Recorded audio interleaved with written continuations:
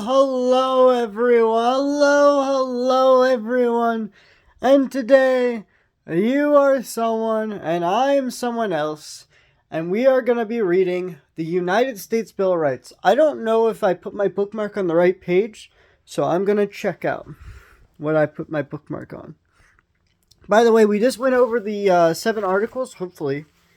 We went over the 7 articles of the United States Constitution. Okay. So, I'm going to talk about the 10 rights in the Bill of Rights, although there are more than 10 in the Bill of Rights.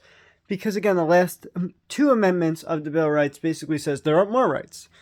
And the First Amendment gives out 5 rights, I think. So, the Second Amendment gives out 2 rights, but we'll talk about that. As I read every amendment, I will actually talk about each amendment and what court cases have been determined, Supreme Court cases, I should say, have determined the limit of the first, second, and every single amendment, basically. Okay. So, passed by Congress in September 25, 1789, ratified December 15th, 1791. So remember, December 15th is ratification day for the Bill of Rights. So celebrate. Okay. What a dumb joke. Congress of the United States began to held at New York on Wednesday, the 4th of March, 1789. The conventions of the numbers of states having the time of adopting the Constitution expressing a desire to, in order to prevail the misconceptions or abuse of its powers, that further declared the restrictive clauses should be added. So basically it's talking about the anti-federalists, I think. And the extending the ground on public confidence in the government, ensuring the benefits and in its institution, resolved by the House by the Senate and the House of Representatives of the United States of America in Congress assembled, 2/3 of both houses converting that following articles proposed the legislatures of several states as amendments to the Constitution of the United States, all or of which any articles which be ratified by 3/4 of said legislatures to be valid in the intents of all and purposes of the part of the Constitution, viz. Articles, in addition to the amendment of the Constitution of the United States of America proposed by the Congress, ratified by the legislatures of the several states, pursue the 5th article of the original Constitution. Okay. Here we go. We're on the First Amendment. Here we go. Congress shall make no law respecting an establishment of religion, prohibited the free exercise thereof. Those are technically 2 rights. Okay. Freedom of speech, freedom of press, or the right of the people to peacefully to assemble and petition the government in a readiness of grievances. Basically problems. Grievances are problems. Very fancy language there. Okay. So there are two things I want to talk about with the First Amendment. First is there was a Supreme Court case that allowed people to burn the American flag. So you legally can burn the American flag, very disrespectfully, I might add. So that's basically they added the freedom of speech thing in that one. And secondly is the Pledge of Allegiance thing. Originally it was against the United States Constitution to do the Pledge of Allegiance, and the Supreme Court backtracked. And they said no, you don't have to do the Pledge of Allegiance in high school. So you could argue that those 2 things are disrespectful, but if you want to abide by the Constitution, you could argue, okay, they're allowed to do those disrespectful things. So, again, flag burning and not in a Pledge of Allegiance, even if you're in school. Now, if you're let's say you're working for the government, yeah, I could see that following orders makes more sense. Like if you're in the military and you don't follow orders, you don't have a freedom of speech. In fact, we're going to get to that. I think in the 6th or 5th Amendment, they talk about court-martialing. So we're going to talk about that. It does say it in the Bill of Rights. But we are going to talk about the Second Amendment now. There are 2 rights in the Second Amendment, so keep in mind. A well-regulated militia, being necessary to the security of a free state, the right of the people to keep, keyword keep, and bear, keyword bear, arms shall not be infringed. So basically, keep arms meaning you can have it in your safe at home, and then bear arms meaning you can have it outside your home. You're carrying arms. As long as it's not in a private business, and they say, oh, I don't want you carrying arms. So if it's a public place, you can carry arms. Unless it's a government building, in that case, you can't. But for the most part, if it's out in the streets of like New York or whatever, for the most part, it should be illegal. In fact, there was a Supreme Court case, I think it was like DC versus Heller or something, where you're allowed to open carry now. So basically, they added the Second Amendment the Supreme Court basically said the states can't restrict that right. So yeah, Third Amendment. I don't really have any Supreme Court cases for this, but it has been violated once or twice. I know that. No soldier in time of peace to be quartered by any house without consent of the owner, nor in time of war, in a matter to be prescribed by law. Basically, during times of peace, you should not be quartering, unless the soldier bought the home themselves. You shouldn't be forced to have a quartering soldier unless it's wartime. I guess Congress says, oh, by law or whatever. Maryland also has that in their constitution, so it doesn't really surprise me too much. The Fourth Amendment is called the Warrant Amendment. Basically, it says you need a warrant. This is what I call the Warrant Amendment. I don't know what people actually call it. The right of the people to secure their persons, homes, papers, effects, against unreasonable searches and seizures shall not be violated, and no warrants shall be issued, but upon probable cause, supported by oath or affirmation, in a particular describing place to be searched, and the persons or things to be seized. So basically, you need probable cause to search somebody. Again, what violates probable cause is controversial. Like if a dog sniffs your stuff, then yeah, I guess there could be probable cause or whatever. But 9 times out of 10, like, you're home, you say, oh, you need a warrant to search it. You're not going in my home if you're a police officer. I'm not inviting you in. You can be at my porch. That is a public place, technically. It's like if your neighbor knocked on the door. Yes, that's legal. But as soon as they barge in your home without a warrant, yes, that can actually be a violation of the Fourth Amendment. They need either probable cause or a warrant. And I don't know how they would get... Obviously, a house you think you definitely need a warrant for, but a car you don't, because car actually is technically not under the Fourth Amendment. It's a little confusing. But with cars, you can, as long as they have probable cause, or they say, I smell something, they could technically search your car, even if you say, I don't consent to a search. So if you say that to a police officer, and then you go to court, and you say that to the court as well, it's on the body cam of the police officer, you could actually be in less trouble by saying that. But again, we're going to go over the Fifth Amendment, which is the right to remain silent, or whatever. They always say, I plead the Fifth, meaning I'm going to stay silent until I get to court. But you can also stay silent in court, I think is what it says. We're going to read it now. No person shall answer for a capital or otherwise infamous crime, unless in the presence of indictment of a grand jury, unless cases arising in the land or naval forces or in the militia. So that's the military exception. So that's a court-martialing thing. While in service in time of war or public danger, nor shall any person be subject for the same offense more than twice put in jeopardy of life or limb, nor shall be compelled in any criminal case to be a witness against himself, nor derived of life, liberty, or property without due process of law, nor shall private property be taken for use without just compensation. That would be eminent domain, basically. So, with this amendment, basically, it's saying, well, if you're in the military, you don't get a jury, you get a court-martial. But if you're a private citizen, you don't answer to the government. If you're not a public employee, you don't answer to the government like I am. I get all the Bill of Rights are basically for me, basically. All these rights are for me. These people that serve in our military, yes, are protecting this Constitution, but they don't get this jury thing. They don't get this privilege unless they get out of the military.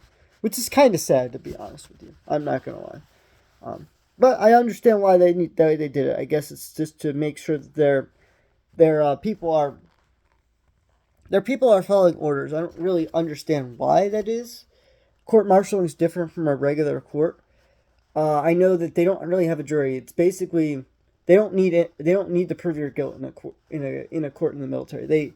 Yes, technically it's more like probable cause in their courts, but they really do need like you need an extreme violation or you need to be really you need a lot of people suspecting you of a crime before you get charged with one. But in the regular private case, it's very hard to charge someone with a crime. So okay, this is the Sixth Amendment, I believe. Yep. So basically, Sixth Amendment. All criminal prosecutions, the accused shall enjoy a right to a speedy and private trial by an impartial jury of the state and district where the crime shall have been committed, which district shall have previously asserted by law, and to inform of the native cause of accusation to be confined with the witness against him, a compulsory process for obtaining witnesses in his favor, and have assurance of the counsel for his defense. So basically, if you're a witness, you have to go to court, I guess. That means compulsory means you have to do it. Obtaining a witness in his favor that would also be like, I guess, do they have to consent to that? I guess they would. Counsel for his defense, I guess they need to find defenders. So like there's normally a prosecuting lawyer and a regular and a defense lawyer, and defense lawyers generally lose. Generally prosecuting lawyers win in some circumstances. But a jury, so basically the jury it cannot be a witness of the crime, but they vote unanimously on who gets voted and who doesn't. Again, I don't know a whole lot about jury duty because I've never done it, but it does seem like a hassle to learn that stuff. Okay, this is the Seventh Amendment. In all suits of common law, the value of controversy shall exceed $20. The right to a jury shall be preserved, and no fact tried by jury shall be otherwise re-examined in any court of the United States than according to the rules of common law. Eighth Amendment. Excessive bail shall not be required, nor excessive fines be imposed, nor cruel or unusual punishment be inflicted. So I guess the Supreme Court has ruled on that. I don't know what would constitute that. That just seems so vague to me, but I guess like you don't get a death penalty for just stealing stuff. I guess that would be the Eighth Amendment. I don't really know. Okay, this is the Ninth Amendment. The Ninth Amendment. Inauguration in the Constitution, certain rights shall not be construed to deny or disparage others from retained by the people. Okay, Amendment 10. The powers not delegated to the United States by the Constitution nor prohibited by it to the states are reserved to the states respectively or to the people. Okay. And now we are on the 11th Amendment, which we're not going to get into today. We're going to do the next 5 amendments later on. But I will have to say this. The First Amendment is a very, again, like, we don't establish a religion in the United States, although I would say culturally, the United States has always been very Christian. Christianity would be like its main religion. We have, like, other religions around here. Like, I work with a bunch of people in my warehouse that are Hindus, right? Nothing wrong with that, right? Again, I don't know anything about religion. I don't read religious scripts or anything. I read the U.S. Constitution. That's my scripture. I don't read religion.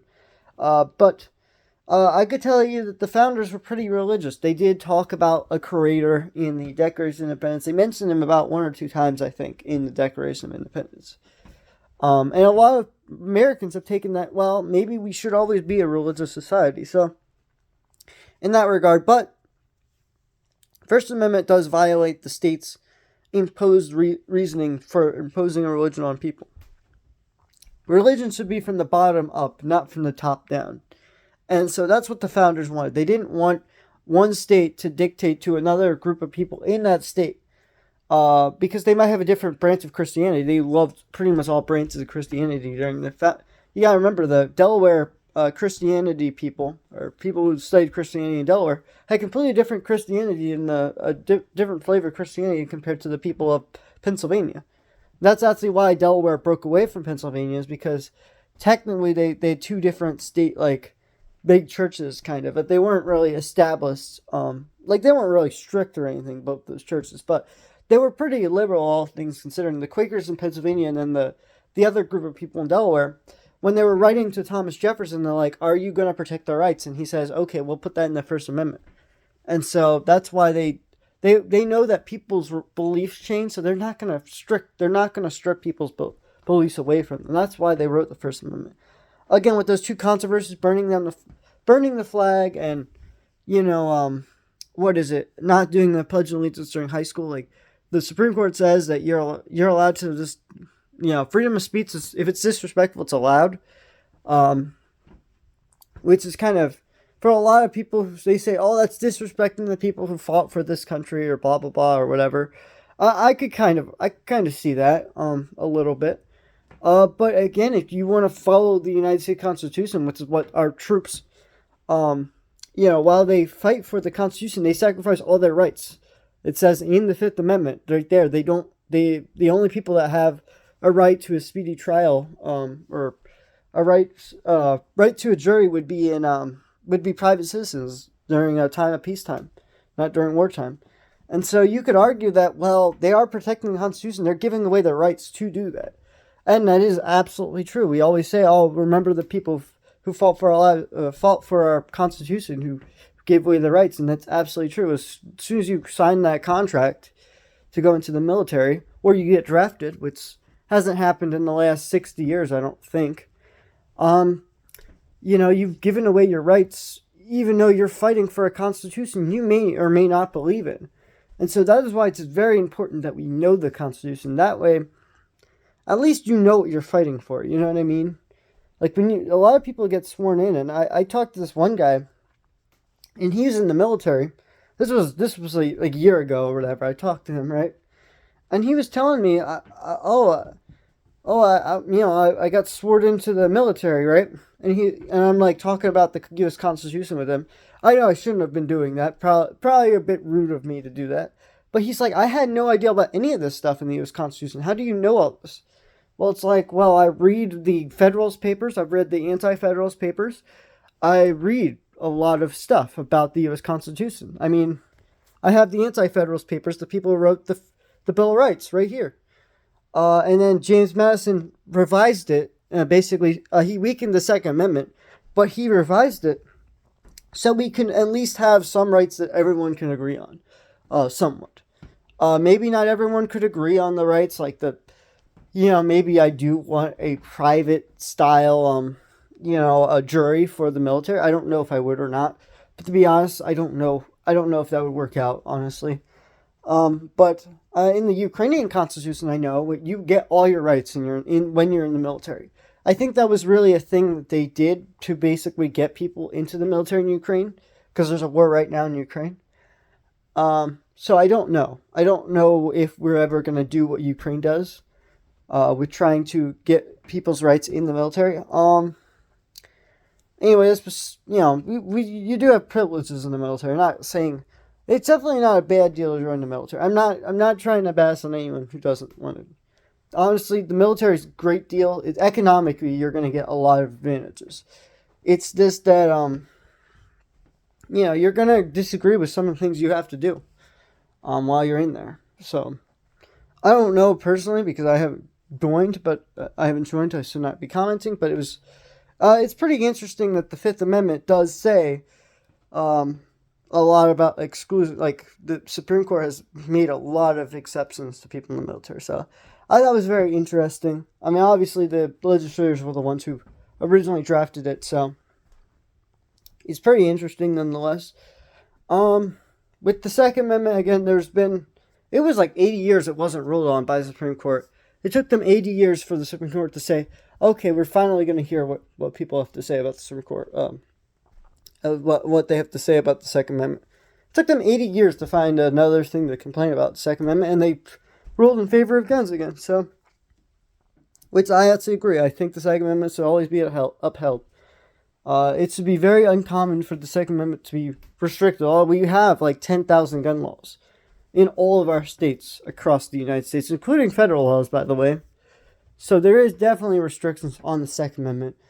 And I do think that for the most part,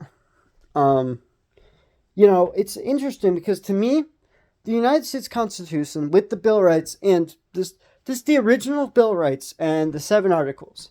If you read the Constitution, right, whose ideology is it? It's not Karl Marx, and it's not the fascist guy, the Giovanni, the fascist. No, it's the Enlightenment figures. It would be like, what's his name? John Locke, right? There are 3 main philosophers in modern day philosophy. There's the fascists, the Marxists, or the communists, I should argue, and then the Enlighteners. And so if you draw a pyramid, there's the pyramid of fascism or fraternity, then you got equality, communist, and you got the liberty and Enlightenment people, right?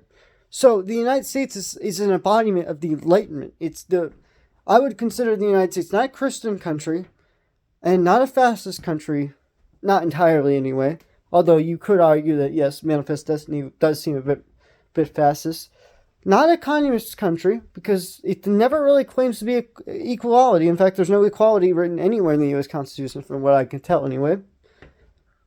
But it does guarantee a right of a Republican form of government for all states. You could make the case that it is equal in that regard. But the one thing it is definitely enlightened.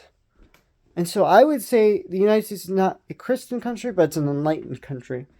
It's not a socialist country. It's not socialist fascism, right-wing socialism. It's not left-wing socialism like Marxism. No, it's completely different. It's capitalist. It's capitalism. It lets the market decide the marketplace of ideals, the marketplace of patents. It's explicitly laid out in the first article of the Constitution that the marketplace is going to dictate how the first article is going to run things. It's pretty much laid out right there. And people have missed that. The 3 main ideologies, I mean, think about it, the United Kingdom really leaning towards fraternity with its monarchy and stuff like that, tradition, fraternity kind of, right?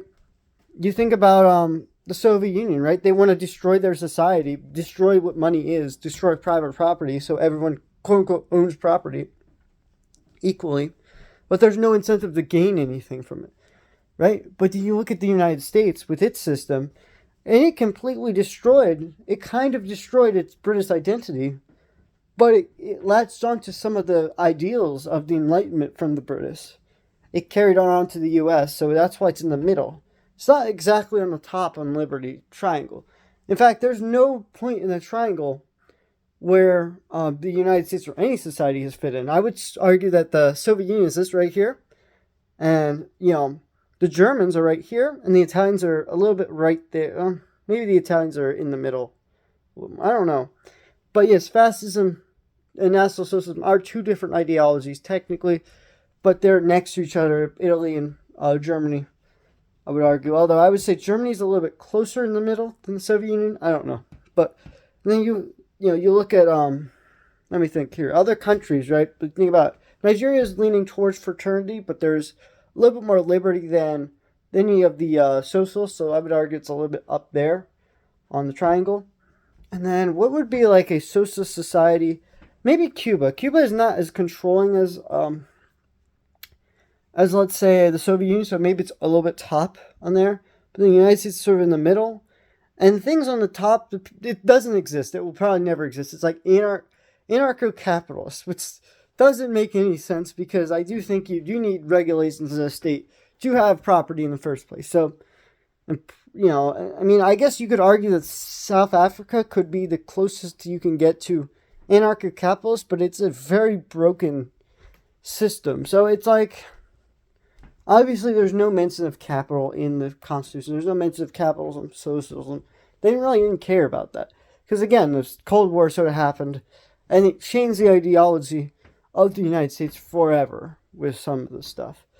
It was like, right after, what was it? Was it Mr. FDR or whatever? So like, all the government programs we take for granted happened right before the Soviet Union splits. And then, you hear a lot about like closing down some of those socialist laws or whatever.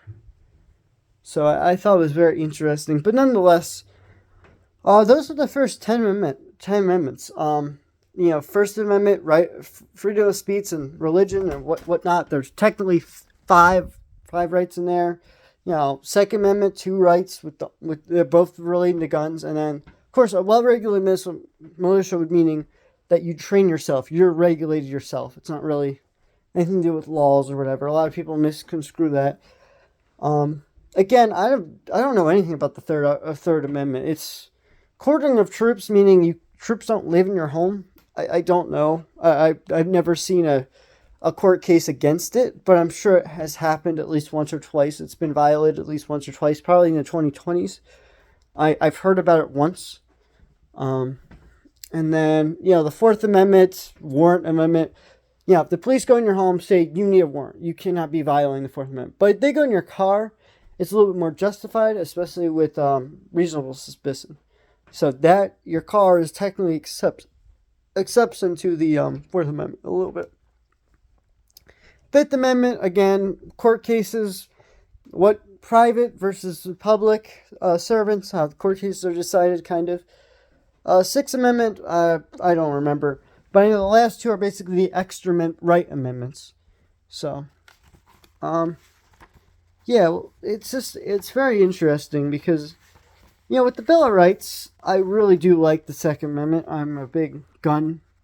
I don't like guns that much, but I understand why they wrote it. Yeah. Oh, the Fifth and Sixth Amendment both have talks about trials, it looks like. And then, okay, the Eighth Amendment's about the excessive fines again. Okay. So like there's three amendments that are talking about trials, and then like the Eighth Amendment's talking about what they can't do after a trial, which is like excessively punish you or even punish you before you even get a trial. And then the Ninth and Tenth Amendments are basically the rights are reserved to the people or the states or whatever, and the rights that are not listed in the Ninth Amendment says the rights are not listed in the not listed in the Bill of Rights are technically rights reserved to the people in the states as well. So it's a little redundant. Both those are a little redundant. But Ninth Amendment basically says there's other rights outside this. And the 10th Amendment says the rights are reserved for the people of the states if it's not explicitly listed in the Constitution's powers. So, a little confusing. Again, I hope you learned something a little bit about the fact that offensive speech is free speech. You could argue that it's rude, it's misconstrued, it's whatever, with speech. But I argue that if you want to argue for free speech, you have to allow that speech to exist. Even if you highly disagree with people who are racist, people who are terrible people, right? As long as they're not threatening anyone, they should, for the most part, be allowed to exist. If they're saying offensive things to someone, they should be legally allowed to be able to say it, as long as they're not doxing them or, scamming them or that's why consumer protections in the United States. I mean, I'm obviously using a justification for why this government exists in the first place, but I think it's a preamble sort of says why the government exists. Although I would argue that sometimes we go against the preamble in a lot of ways, but that's besides the point. I hope you guys enjoyed this video. I had a hard time explaining myself with the Bill of Rights. Although I personally really do like it. I think that some of the rights are a little redundant in the last 5 anyway. The first 5 are pretty easy to know. Last 5 are a little bit harder. A lot of people don't remember them as well. So, anyway, that's besides the point. You are someone, I'm someone else. I just read the United States Bill of Rights. Goodbye.